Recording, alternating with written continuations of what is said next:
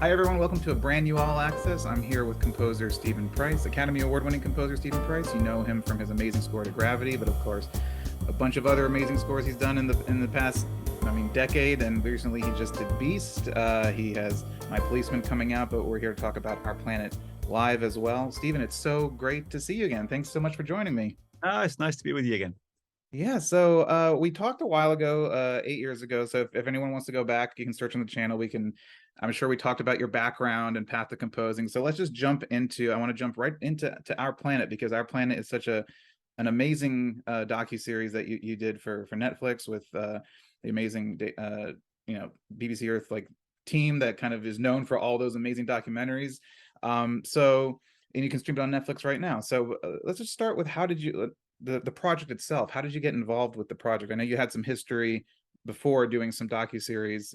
Was that led to Our Planet? Yeah, I mean, it was kind of a sort of three-part process, really. And that years and years ago, back in my kind of past life working for other composers and that sort of thing, I'd helped out on the film version of Planet Earth, the original Planet Earth, back in the Right. 2000s, which George Fenton was doing. And they made a movie version of it, which was going to be recorded with the Berlin Phil. And it was like a sort of, a special hour and a half, all the best bits of that show. Yes. And I met during that process Alistair Fothergill, who was the director of that project. All right, and that was all lovely, and George obviously a genius, great.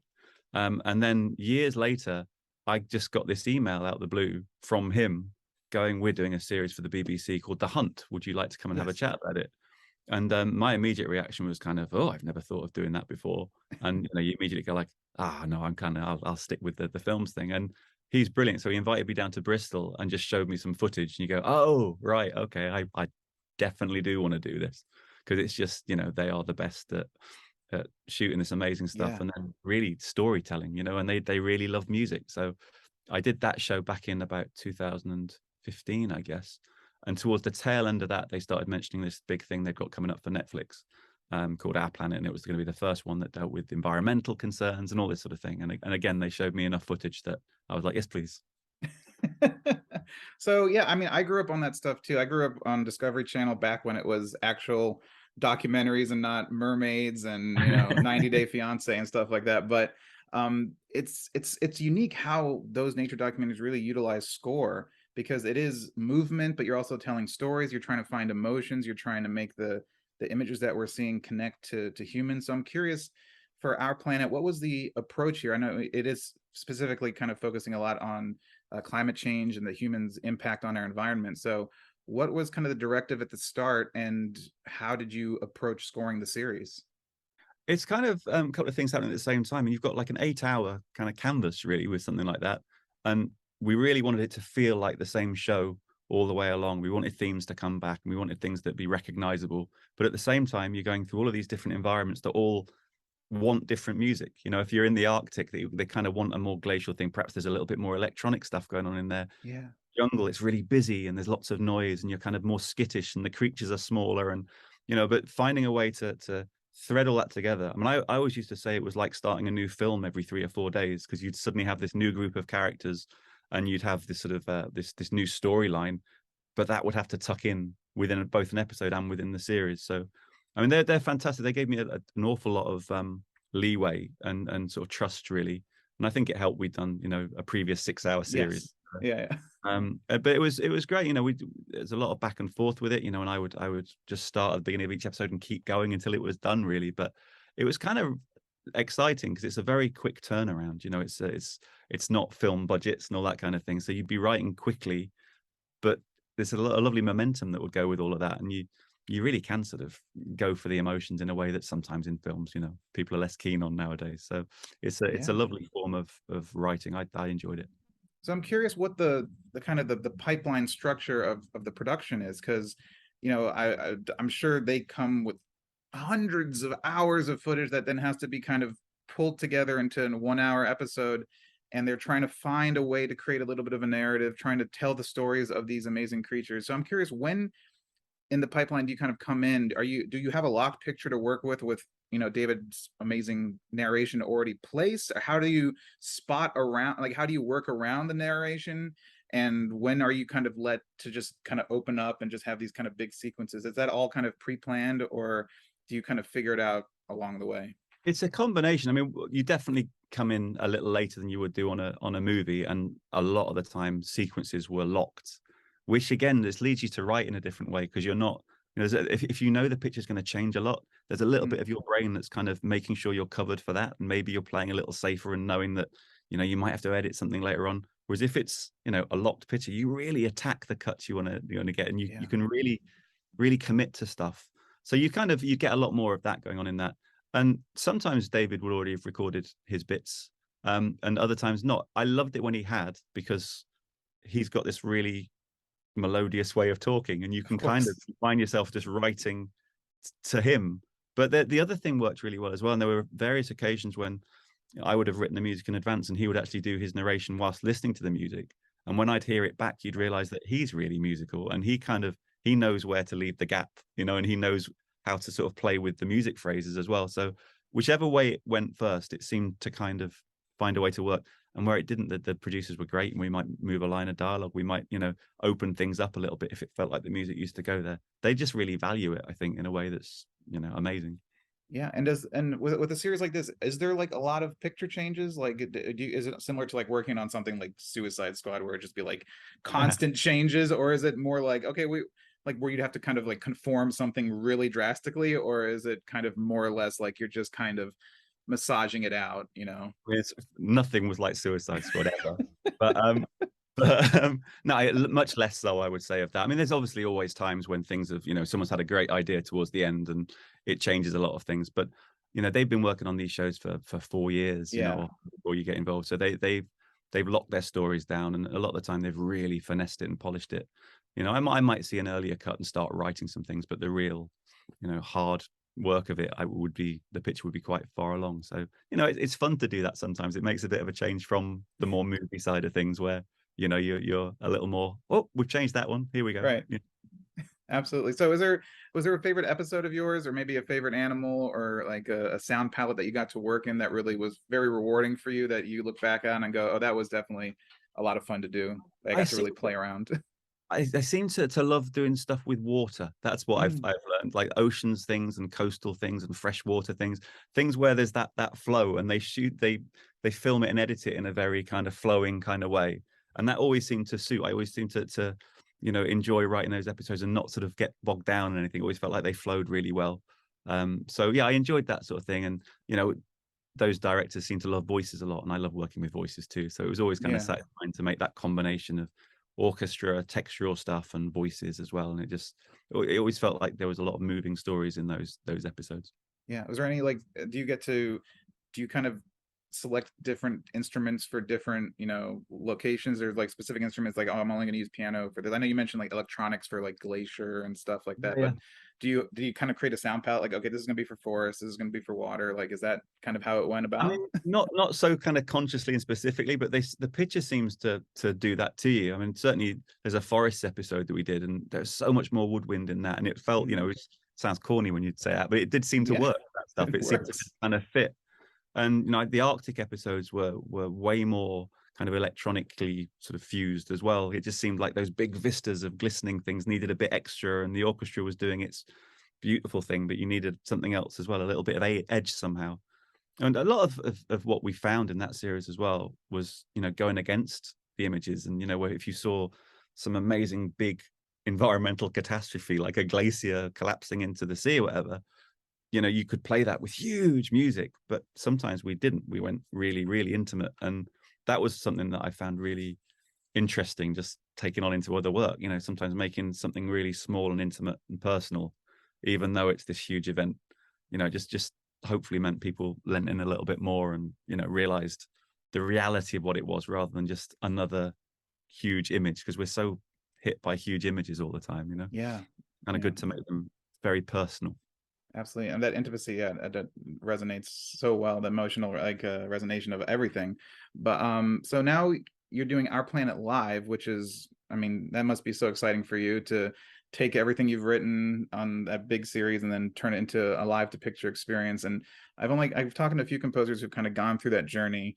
But I'm curious for you, what goes into it? What goes into taking something that you've written for a docuseries and then creating a concert experience that's also live to picture. Of course, you can't show everything from the entire series. So what goes into selecting what that kind of compilation version is, and how do you adapt your music from, being recorded to being performed?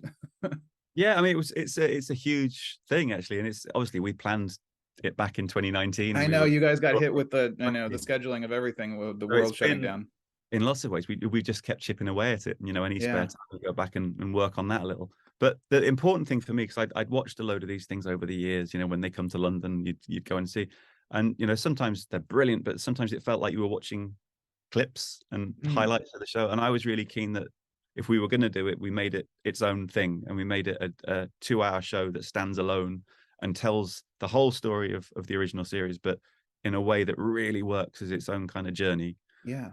And so it was, once I got that, then it was a matter of working out what are the crucial bits, what bits do we need to see, and what's missing of the story then, and Mm, so we went back into the edit, and there's pieces of music which were written for one purpose in the show, but I was fond of, and we've gone back in and edited footage to make these sort of new sequences which kind of just fill the gaps in the story. So we have the big sequences that people will remember from our planet, but within that we have these kind of storytelling sequences which show a lot of information, in a tight sort of form, but in a way that the pieces that really sort of embrace the orchestra and the huge screens and the lights and all those things that go with these sort of shows. So it was a lot of work to kind of work out the balance of it, and the journey that you go on, especially when you're dealing with things that are a little bit harrowing in places. yeah. But hopefully we've got the balance of, we really spend a lot of time celebrating the planet in the first half of the show, and we see all the interlinks of different environments within it. And then we go on to show a little bit of what's going wrong, but we certainly sort of spend a lot of time with the hopeful stories as well, and things that are going on with very clever people trying to solve problems. Right, and I think another beautiful part about this concert series is that all the net profits are going to the WWF Foundation for education and conservation and all that. So I think that's a wonderful thing. Yeah, no, it was always central to the whole plan, was that this was going to be, it's more of a awareness sort of thing, and hopefully people just come out of it feeling massively optimistic. And we, so many of the stories that I learned through doing these sort of shows was how everyone's little changes make the big changes. Yeah, And a lot of what's going to have to happen is the pressure we all put on those with lots of money and power. I know, And so, especially in the time that we're living in and seeing. I yeah, mean, you're cooking over there in Europe, and we have droughts and fires. I mean, it's sad to think about, but I mean, it needs to be, the awareness is needs to happen. yeah, it's become pretty clear now, isn't it, that we're not in a good Yeah, time. they weren't, they were sounding the alarm a while ago, and the world sat on their hands, and now we're paying the consequences. It's really sad, but it's, I'm so glad that series like this exist, and all the other series that exist as well, all focusing on our natural world, and your music is such a huge part of that. And I'm curious, going back to kind of the concert, what were kind of the big challenges, I guess, of bringing this to live performance? Did you work with like a team of orchestrators to figure out how it's going to sound all performed live on stage? How do you even figure out what the mix level should be when you're in a hall, especially if the halls are going to be changing, the venues will change every time? Like, what kind of all that coming in? I'm sure there's so a million little things you have to consider, but what were kind of the big challenges that you had to overcome? Well, it is that kind of thing of taking what we've done, and we record obviously in the studio. It's more of a compiling all the best of everything, and maybe we record the brass separate from the strings, and it's all that kind of process. But I just work with the same team that I would work with in any work. I mean, I've got a team that's been incredibly loyal, and love them all dearly, that I've been with since the time I started. And Yeah, we've had a couple of live experiences over the last few years where I've had pieces played at the proms over here, and a bit at the Hollywood Bowl where in LA, and a couple of things. We did a a gig at Abbey Road a few years ago, which was a presentation of like 6 or 7 pieces, and that was this real lesson in what works and what doesn't work. Because I've always been very keen on I'd like, if the electronics are there, I think they should still be there, and it should all still, it yeah. should be that same sort of oral experience. And the same way that I mix the orchestra and electronics in films, I'd love, I want them to hear that same thing. It's really all part of the writing. And so yeah, we learned a lot during that process about what works. And so much of it is you're in the hands of brilliant sound engineers and the musicians themselves, all that sort of stuff. But yeah, it's the experience we've had so far have taught us a lot, and hopefully, well, we feel like we're in a good place for these gigs. Well, I'll tell you after the rehearsals. Yeah, absolutely. So, kind of, like, let's pull out the scope a little bit, and kind of just, I want to talk to you about just your career and your, general approach to composition and everything. So, I mean, as I mentioned earlier, last time we talked was 8 years ago, when Gravity came out, and that kind of just like launched you onto this journey that I think you weren't even expecting. Because I mean, we all know the story of how you became part of that score, and Alfonso Cuarón brought you in and said, why don't you go ahead and just do this movie, and then you win an Oscar, and it's been an amazing ride since then. So I'm curious, if you look back in the gap between last time we talked and now, do you see yourself as a how do you see yourself? Do you see yourself as a more a better storyteller now? Do you look back at what you did in Gravity and go, oh crap, I definitely would not have done that now? Do you look at Gravity and go, oh, that's just novice play? But like, how do you see your career, I guess, in the grand scope of things? I mean, I don't know how I would give an overview of it, but it feels like everything has been a reaction to the thing that goes before. And one thing about the choices I've made along the way is I do tend to go, oh, okay, I've just done a big film in space, so I really want to do something that's as gritty and earthy as possible. And then I've done a big orchestral one. Now I'll do a tiny little synth-based sci-fi film called Archive or whatever for no money. I've realized I enjoy the journey of it, and I enjoy the concept driven stuff. And I think that's why Gravity was this perfect project for me, really, and that it was all concept driven. And I think the work that I've loved the most since then has been the thing where, I've had filmmakers that are of a similar mind, and we want the score to be absolutely unique to the film. I always say to people in the first meetings, it's like, if the score that I write can be tempting to something else, when you're on your next one, we've probably got it wrong. It should seem Yeah, ridiculous. And so I've always tried to do very bespoke scores, and a lot of that came from that experience of working with Alfonso. It's like, well, why would we use that instrument? They've done that. Why would we do yeah, that? And obviously, there's times when it has to be certain things, and you work sure. on an animation project, it's going to have the orchestra doing certain things, whatever. But it's definitely a bit of my process has remained that I'm looking for a way to make it unique to that show.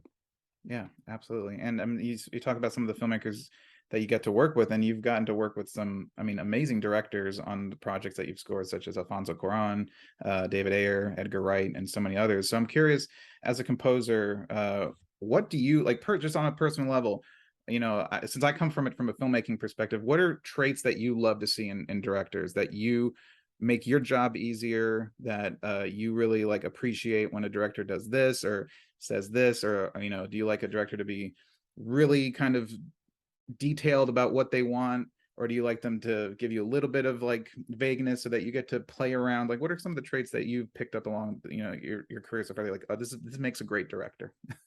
I think it's shared enthusiasm's probably the Mm, thing. It's that, if you can send something to someone and they go, oh, it made me think of this, or it made me, I wonder if we tried, this, it made me look at the scene in a different way, or it made me think, what happened if we did this? And you've got this dialogue going, because there's always this bit of me that, you write your cue and you think, oh, I'm pleased with that, I'll send that in. But the best thing in the world is when then that becomes something bigger than you imagined, and it becomes mm, something different to what you imagined because of their thoughts. And if you can be in that sort of really open relationship where it's sort of you can send them something, not feeling so upset if they don't immediately go, it's the best thing in the world, but they can come back with something that gives you something to think about. yeah, That's when all the best stuff happens for me. So it's people who are enthusiastic. And I think my best experiences have been ones where we talk in terms of the feeling of something, and the emotion that they're wanting to put across. I think when people are getting very specific about, I think that should definitely modulate to there. I think, well, this isn't so good, But when I remember working with Glenn Keane, the sort of animation yeah, genius, Over the Moon. He'd done like all Beauty and the Beast and all sorts of things, and we'd have these amazing meetings where we'd be looking at a scene, and he'd go, I can't tell you what I want the music to do, but I can tell you what I was thinking when I started to draw the character. And he would go into all this mm, amazing detail about, you'll see the hair has got these kind of weird sort of waves in it, and that's because that's how she feels when she's doing this. And musically, it just kind of made sense because the way yeah, something looked and the way that the light hit them is all kind of feelings. And so I could get it. And you kind of got this sense of what he was wanting to feel. And that all of a sudden you were writing it. It's those are the experiences I like when people, tell me, how far we want to push an emotion, really. Absolutely. And what are some, I mean, I'm sure you've encountered a bunch of headaches working on certain films and certain producers and whatever. What are the traits that are just negative? What are something that you've experienced in your career like, oh, that really is not how I like to work. That's kind of, kind of crushes my experience or kind of inhibits me to do certain things. What are like bad traits that people should stay away from? Well, I think it's all nervousness, right? Anything that Yeah. goes south in filmmaking to me seems to be when there's bigger issues at play, Mm, and music can, we're last in the line, right? So music's something that everyone can have an opinion on, and if things are nervous around a film, music can be something people really want to get into, it doesn't tend to improve the music that much in yeah. my experience, but it's that, and I think there's in an ideal world you've got trust, right? And if the trust isn't Yes. there, things can get difficult. And obviously that's part of the job, is to make people feel that you are very much there to do everything you can to tell the story as they want it told, and you're there as the specialist music person, and hopefully they will kind of, if they like the music you're writing, obviously hopefully they'll kind of grow to trust that you are trying to do everything you possibly can, even if it's not necessarily what they're immediately asking for, you are trying to do it all for the right reasons. So it's when that stuff gets tricky, when there's a lot of voices, it can be tricky, because everyone does have a different opinion on music, and Yeah. there's very few pieces that you can talk about with anyone. There's very few things we all agree on, right? That are Yes. music great. You'll have people who will hate the best things in the world, to my eyes, but it. Yeah, that's all. It's And, subjective. It's a subjective yeah. thing. And but you mentioned a great thing that I like to focus on. I interviewed my good friend Dom Lewis, who's a composer, and he said the same thing. He's like, I just wish directors would trust their composers more. And I think that's a big thing that you mentioned, trust. And I think that's why you see these great composer collaborations, especially with you and Dom or other people who find directors that they click and there's a trust. And that's why you see, or you take the big one of all time of Steven Spielberg, John Williams, where it's just like complete trust over the entire career, something like that. So, but I And think that that's can a bit. really help if you can just pass a really rough idea to someone just to see how it goes, and knowing that there won't be any kind of like, oh, we have a music problem. There will be a kind of, oh, that's interesting. I was Yeah. thinking, and something, I worked with Edgar Wright a handful of times, and it's great. Yes. I can send him a really sort of loose demo and just get, are we in the right sort of ballpark? And it's a lovely feeling to know that you're not doing that and risking everything. Right. Whereas perhaps if it's a new relationship, you might spend an awful lot of time trying to make that demo perfect because you're trying to sell a demo, which really, the demo is not going to be in the film. So it's sort of Yeah. crazy in the ways that you're kind of just trying to give this really great impression of a score, Yeah, absolutely. So I like to ask composers. I know the same question because I always love the answer. It's different every time, but I know it's going to be different for every project. But for you, where does the first note come from? Where is that, like the first moment where like that initial idea comes out of your head and goes, "Oh, that's my starting point." And you know, is it seeing that first cut? Is it sitting with the director for the first time? Is it jumping on an early project and reading the script first before they even start shooting? Like, what is your preferential like point of like, and where does that first idea like come from?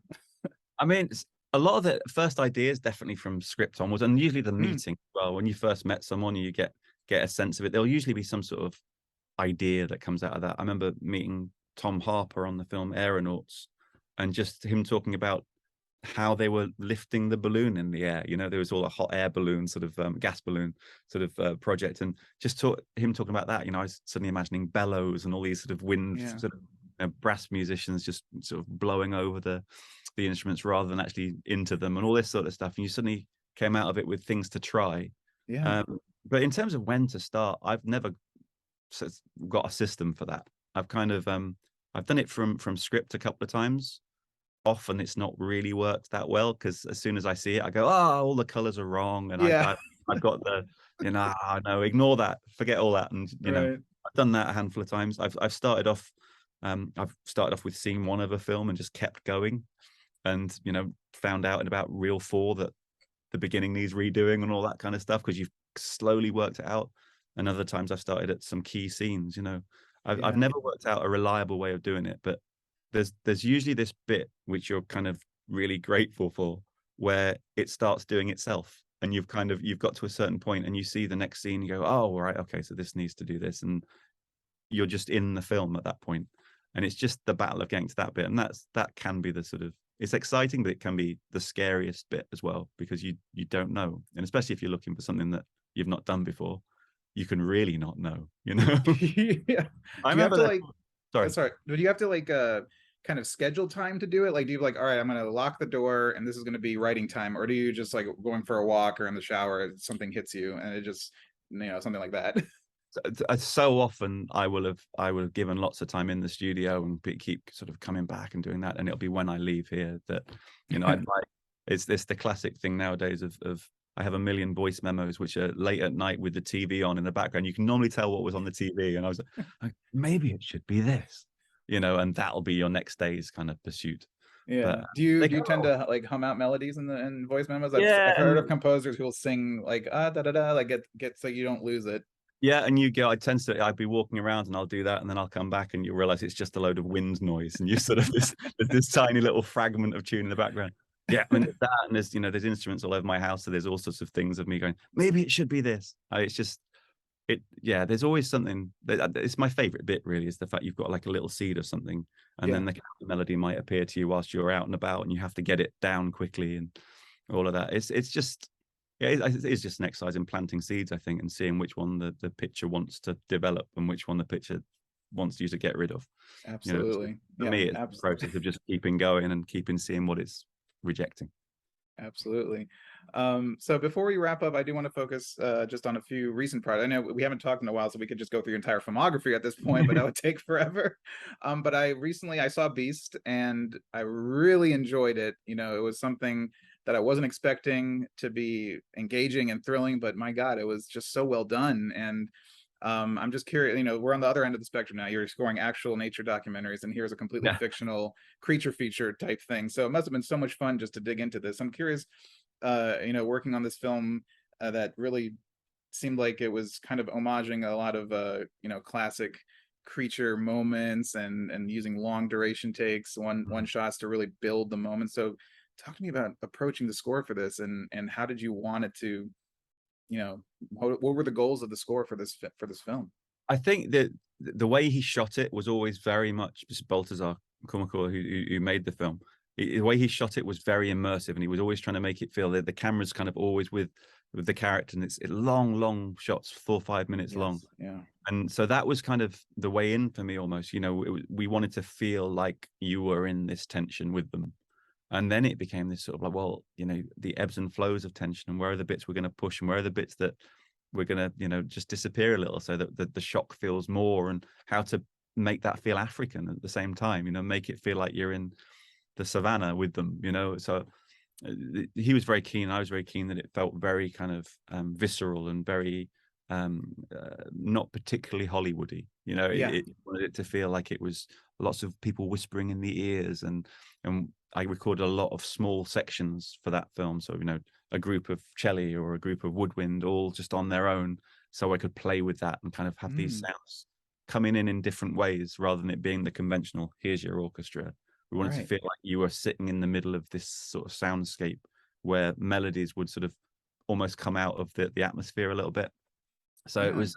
it was fun. I That was a project where an early idea kind of launched me off in the direction. I've been wanting to work with Laura Mvula for years.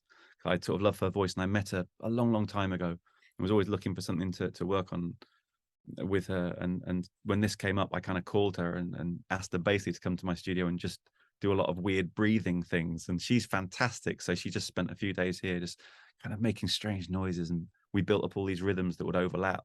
And from there, you started to put the other instruments around it, and it started to develop into something. So hopefully felt like a kind of a very vocal led score by the end of it. Yes, it was very, yeah, it was visceral, intimate, and the way it was shot. At first, I was like, oh, here they're doing a one take, and I was like, oh, there's a lot of one takes, and it really was just gripping you. And I definitely picked up there. One of the characters, she was wearing a Jurassic Park T-shirt at the beginning, and then of course the car scene, and then the scene towards the end. There's little touches and little homages to like the raptor scene in the kitchen or the T-Rex scene with the car, but done in a very different unique way. So I'm curious, when you're scoring I guess when you're trying to build tension, what is, I guess, what is the key to building tension and building up to that kind of climax point and giving the audience that kind of rewarding kind of, you know, shock? Is there, have you figured out a way, like what's the best way to build tension? Do you start slow and work it up? Do you pull back, keep silent and come in? Like what, have you figured out the best way to create tense moments? I mean, not reliably, no, but I mean the way I tend to do those things when it's really sort of, when you're looking for a kind of gut response or a sort of emotional response, the only way I can really do it is you keep writing and then you keep watching it and trying to get yourself into a Mm. mode where you're not the composer anymore and you're just sort of watching it. And there's bits in that score and that film where even in the final mix of it, I was still jumping when something happened. There was a jump scare because we kind of, they were just physically effective film moments, you know. Yeah, yeah. And there were moments in the making of the film when maybe they weren't working because I was too busy before, or maybe I was kind of pushing too hard afterwards, or something like that. And you know, again, it's the thing that I've sort of learned through the years of just watching it as an outsider sometimes, which is a hard trick for your brain to do. But it's kind of, it's really useful because it's, you can get so entrenched in your work. You spend so long doing these things and you can kind of convince yourself of anything's working. But somehow, if you can take a step back with it, you can kind of go. And that's, again, collaborators, you know, they're great at saying, Yeah. I don't like that. And then you see it through their eyes and you can go, oh, of course, that's because it's terrible, you know. It's a weird thing, right? When you like bring somebody in and present something, you're immediately like, it's like your brain just moves into their brain and you're like watching Yeah. it completely new for this, like a different time. It's like, oh, I now heard I'm seeing it, right? I heard Tom Newman describing the process of playing, you know, doing a playback for a director as like, oh, now it's all in mono, you know. I think it's great. It's like all of these things you've heard in your head. It's all doing this interesting stuff, and you just hear it as just not there yet, you know. And Yeah. And it it, goes beyond music and stuff too. Like even if you're just working on a like a keynote presentation and you're supposed yeah, to be like presenting and then you start rehearsing it, but you start putting yourself in the audience or something and it just like changes. It's just yeah. weird the way the human brain works. I don't know. Oh, it totally is. But it's one of the things, you know, you have to fight your kind of instincts sometimes because it's you know, there's nothing scarier than going to a playback of stuff. There's nothing more nerve-wracking than going into the cutting room where they're gonna talk about the music. But kind of hearing it through their speakers with them watching it as they're watching it is Mm. great because Yeah. although it can be, you know, saddening at times, it does show you kind of like, well, it has to work everywhere, right? It's gotta, Right. we're trying to make things that are effective everywhere. So Yeah. if it's not hitting it, then yeah, go again. And on the other end of it is when maybe not a great thing is when the studios do, you know, those focus group screenings. And those are probably a Yeah. little bit more of a pain because you're getting literally 1,000 different things and everyone's like trying to make sense of it. So I Oh, mean, but in all different ways, you know, I've been on ones that have been, you know, painful from that respect. But on the other side of it, I've been in films that have got incredibly high test scores, mm, and that's almost gone worse because then everyone becomes incredibly kind of excitable about their awards prospects and things, and all the decisions get a little bit ego-y, you know. So yeah, it can it's yeah, there's I mean, it's endlessly fascinating to me how difficult good films is. And I have so much respect for everyone who makes them yes, because it's such a tricky thing, and the people who can, you know, build careers over a long period of time and you know, do good work and move people. It's you yeah. know, it's a tricky thing to do. It's, and I always repeat it because if anyone is watching anything, whether it's a TV show or a film, the fact that you're watching it is a miracle. The fact that it's a Yeah. finished movie or television series, and even if you don't like it, even if you don't relate to it, no one sets out to make anything bad. No one's like, I'm going to make a really shitty movie or something like that, you know? Absolutely, But absolutely. it's so much hard work and so much, and it's I always respect the passion and effort that goes into really anything, Yeah. you know? That's it. And no one ever knows the circumstances of how anything was made. You know, I think there is a Yeah. tendency in critical circles nowadays for the pile on, you know, they're like, who can say the nastiest thing that's quite Oh funny? yeah. Yeah, And that's you know, but there's lives involved as well, you know. It's if yeah, it, lives, professions, I mean years of work. It's yeah, 2 hours for your time, but it's 2 years for somebody else, you know. It's and there's no guarantee that, you know, you're going to get more goes in this industry, right? yeah, It's you know, it's a hard place to be. hard place to be for sure. I do want to touch. I know it's not out yet, but you have My Policeman coming up, which starring Harry Styles. Just an amazing story. So I'm curious, what can we expect musically from this? It comes out, I think, November 4th, Amazon Prime. What was it like working on this drama, and what attracted you to the project? It was one of those scripts that arrived. I'd worked with the producer Philip Hurd before on a project called Archive, which is as far away from My Policeman as you can imagine, which I think Yeah, both of us liked that fact. And it's a beautiful story, basically. And Michael Grandish is the director, and I was watching his theatre productions 20 odd years ago when I first moved to London, and he's a lovely, very, very emotionally intelligent and empathetic man. He's just like really kind of an interesting person to be around. And yeah, we spent a long time just talking on that one, and you know, it's a very restrained kind of score. The whole story is really about kind of decisions that you might have to make for various reasons in life that you live with, you know, and regrets and not quite being able to live the way that people might want to have lived for various historic reasons in this country, certainly. yes, And the score is a really intimate. I'm really proud of it. It was a really sort of small chamber score, very intimate, and some. It was just beautiful days of recording because you were just there with a small group of musicians, all of whom I've grown to know over the years, and kind of was writing very specifically for them. And yeah, it was a lovely project to work on, actually. A couple of lovely days at Studio 2 in Abbey Road, so it all sounds very English and woody, and you know, it was nice to do. sounds like it's a kind of a personal score too. Kind of feels like truly you got to creatively rewarding for you. Yeah, well, I think again, concepts were there, you know. So the Yeah, music was there was some stuff under the hood, you know. There was some yeah, stuff where the music was kind of telling stories beyond what the music was doing as well. And there was some conceptual uses of music which, you know, I really like doing.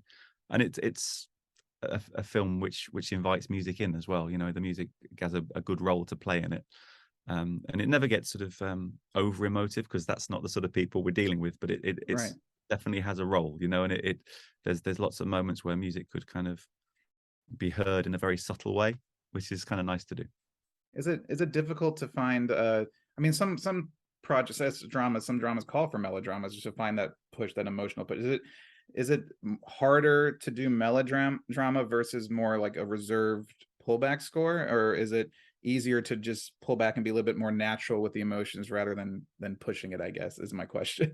I mean, I think I have a tendency to push for emotion anyway. To a lot No, of no, but I loved it too. Like sometimes no, but melodrama I can think be cheesy sometimes, and bad, but yeah, but sometimes, you know, I need to step back as well. You know, yeah, sometimes yeah. my instincts are very much kind of, oh, if it's sad, I want to be really sad. You know, Yes. Yeah. No, Like, I mean, I'm the same way too. I want the music to just like yeah, infuse my brain and like, exactly. But you know, in some ways, we're out of time with that. You know, that's sort of not particularly the filmmaker. So right. you know, sometimes you sort of take a step back and maybe things reduce along the way. But you know, again, it's with the right combination of filmmakers, collaborators. Yes. You know, you all kind of work out where the level is as you go.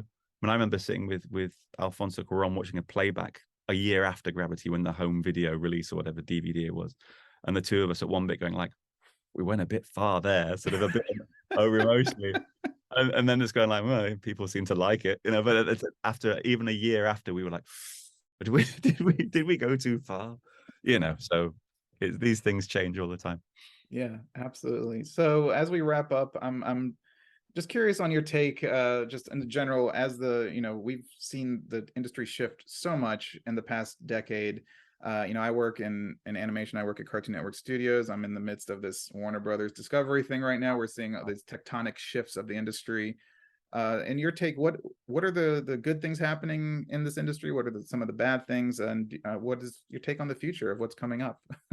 God, I mean, there's lots of things that are good about it. You know, there's lots of things that are being made that may not have been made 5, 10 years ago. Yeah, You know, there's that mid-budget project which kind of disappeared for a while. You know, there's absolutely. the streamers are getting back into that. But the downside of it is, you know, when I was growing up with films, things would have a real moment. You know, there would be a cultural moment for things, and that's getting rarer and rarer, I think. You know, and you Yeah, can see in the way things are kind of covered now that if you get a weekend, you've done pretty well. You know, and right. that slow build of stuff that I've always loved in music, in films, whatever. That thing where, did you hear about that? Did you hear about that? We've kind of lost a bit of that, and it means people are sort of, you know, more led by, this is great or this is awful, you know. And there's not that thing where you find that project which is for you and that might Yeah. show you your path. So that's the thing that worries me a little bit, is that there's just so much content. How do you, there's a lot of beautiful things getting lost, I think, along the way. And a side of me thinks, oh, they'll all have their time, but I'm not sure, because things disappear a little bit into streamers. They just go into that library and they're not on the front page anymore. So, Yeah, the you know, algorithm decides, nope, it goes to yeah. the back. Yeah. I discovered so many films growing up just through, Sunday afternoon TV in England, where they might show a really old thing that you didn't have much choice, so you watched it and it was fantastic, or it at least made you think about something you wouldn't have thought about. Yeah. So, I don't know how we find our way through that, but you just hope that your work gets seen and heard, and does have its moment, I suppose. Yeah. And going forward, I think that's going to be the interesting thing. It's, what's going to be the theatrical experience, really? Is it going to Yeah. be literally just superheroes and the occasional 80s sort of brilliantly well done 80s throwback things, so we can all have that experience again? Or, are we going to find ways to make theater more unique? I always feel like Gravity was a thing that was very theatrically different, and I Very. can't think Yeah. of many things that really followed on from it. There's not a lot of things that have embraced the theater in that way. We're still putting the reverb for the music in the back, and we're not really moving things around and embracing the surrounds and all that sort of stuff in a way that there's a lot of potential that the right films could really do. And Yeah. all the interactive stuff. There's brilliant ways of telling stories. It's just having the time, the people, the belief to get those things through. Yeah. It's quite a hierarchical system, isn't it? Really, wherever you go now, there's an awful lot of people to please, and it's Absolutely. you Yeah. need you need to get Yeah. your artists. Absolutely. But you mentioned the sound mixing of Gravity, which is still to this day the one of the most amazing sound mixes I think ever. But if I recall correctly, I think it still might be part of the Warner Brothers tour, where you go at the end and they literally, you can sit in a theater. And I remember doing I've it been a few told years ago. about it. I never saw it. I You never never saw been. this? Oh, yeah, never If went. you go to Warner Brothers, I'm pretty sure it's still part of the tour, the lot tour. I'm in the Warner Brothers family, so I was able to get like a discount. I took my friends that were in town or something, and yeah, you go in a room and it'll show you the first pass of just voices, ADR with nothing. Then it'll show sound effects only. Then it'll show your score only. And it really breaks down the whole mix for people, which I thought was really cool. You don't see that, for just general people walking through, instead of just going, Yeah. hey, I'm at Central Perk with friends. It's like, no, here's like an actual breakdown of how the score and the sound is mixed. So Yeah. I thought that was really cool. We did a thing quite recently over here. There was a London film sort of action festival. It was like the first year that they did it, and we did a talk there, and did a similar sort of processy thing, but with scores. Where we got a few of my film scores up, but with all the stems that I would present to a dub, and kind Yeah. of show people all the things that were in it. And I remember showing a bit of Last Night in Soho, where this entire cue is really driven by Anya Taylor-Joy's voice, and she did a lot of singing, sort of ethereal kind of ghosts from the past stuff, and there were all these layers, and it was really interesting. People going like, well, I didn't hear that in the film, and I was sort of trying to argue that it doesn't matter. You felt it and it was there. Yes. It It's makes all a part of, difference. yeah, all of this stuff. The fact that there was some weird noise, you didn't know what it was, it made you feel a bit odd, and things like it is kind of interesting showing, sort of taking the lid off some of these things, and showing what it is. Yeah. Getting under the hood and showing, yeah, those classes are great. I think John Powell did a similar master class where he was breaking down layers of one of his Mm. Dr. Seuss scores, and it was hilarious because Wow. he literally had the choir going. It was the theme of the Born Identity, but it was the fish saying like, say my name, say my name. I don't know what it is. Like, it was just like baked into like the Lorax somewhere. It was, I mean, Yeah. Well, that's something it. like that. I love all that. I love the fact that this stuff is there. Yeah. It doesn't matter if it's not the most obvious thing in the world. Just it's all part of the feeling of a film. Yeah. Well, Stephen, you're one of the most creative people I think working in the industry today. I've followed your career since we last, I mean, even before last, since we last spoke, and it's just your scores are always fantastic. And yeah, for the industry, I think, it was when Jean-Luc Godard passed away a few days ago. I was like, you know what? We really need a new wave, a nouvelle vogue. We need filmmakers and creatives to kind of, I think, reawaken, shock the system a little bit. And I think you're definitely attempting to do that with your work. And it always brings me great joy to listen to what you're doing and congratulations on Our Planet Live. That's such an amazing accomplishment. So be sure to, for anyone listening, check out tour dates. They're kicking back up again after such a long journey. And Uh, and congratulations on Beast and My Policeman, and two, wonderful films. So, and it's been so great to chat. Thank you so much for your time. well, thank you, and thank you for everything you do as well. I mean, there's so much work goes into this, but I listen to these things and love them. So thank you. Oh, thank you, man. That's so great.